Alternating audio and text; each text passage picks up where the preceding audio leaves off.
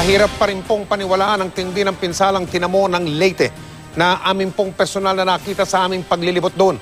Ang mga biktima walang ibang bukang bibig kundi isang bagay lamang, pagkain, pati na ang pagdinggin sa kanilang mga hinaing.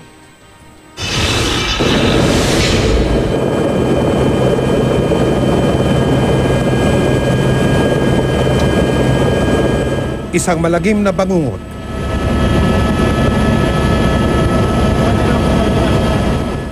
Ganyan ang tumambad sa aming paglilibot sa isla ng Leyte.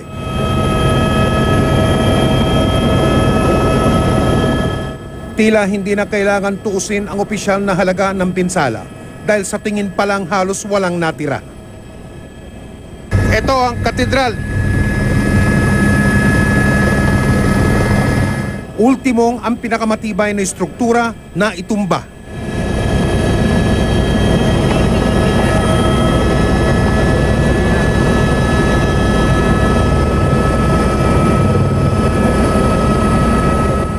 Pati ang minsang matatayog na puno pinadapa ng superbagyo.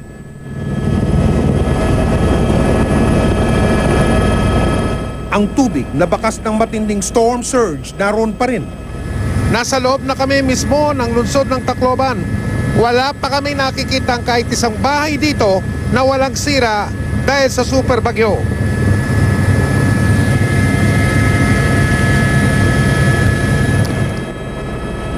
Tulong. Yan ang pakiusap nila ngayon.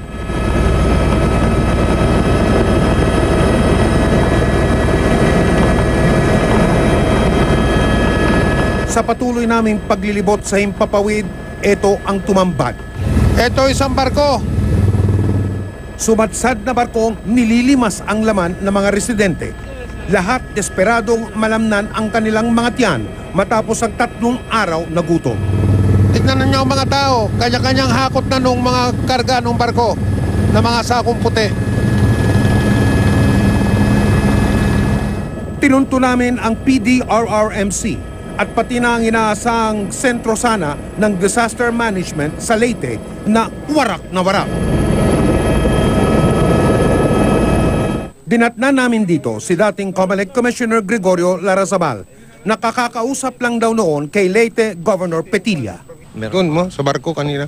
Nakunan namin. Kaya nga, unfortunately po, yun ang one of the bad effects of mga calamities kasi yung mga tao may desperado na.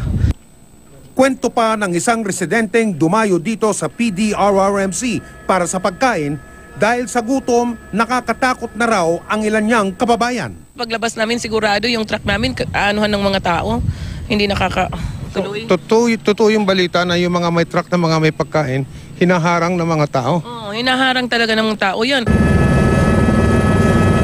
Malinaw na malinaw. Napakapayak ng kailangan nila ngayong para mabuhay. Pagkain. Kaya hindi nyo maipinta ang mukha ng maraming tao dito dahil sa kumakalam na sikmura sa gitna ng pagluluksa. We don't have any here! Saan kayo? Doon sa may bandang Tacloban, please send us help here. We don't have pagkain, tubig, gas, tirahan, wala kaming mga pan. Pinanggalingan namin, bilirang pakatigaling. Pero hindi lang yan ang hinaing nila. Naghahanap lang yung pagkain. Yung isang inosenteng tao binaril dito sa... Hindi, wala namang gulo. Hindi wala nang gutom lang. Gutom lang. Gutom, bakit binaril? Napatay. Ang iba, naghahanap na rin ng disenteng libing para sa hindi pa mabilang na mga nangamatay. Mga patay, bakit hindi kinukuha ng rescuer? Kulang daw rescue.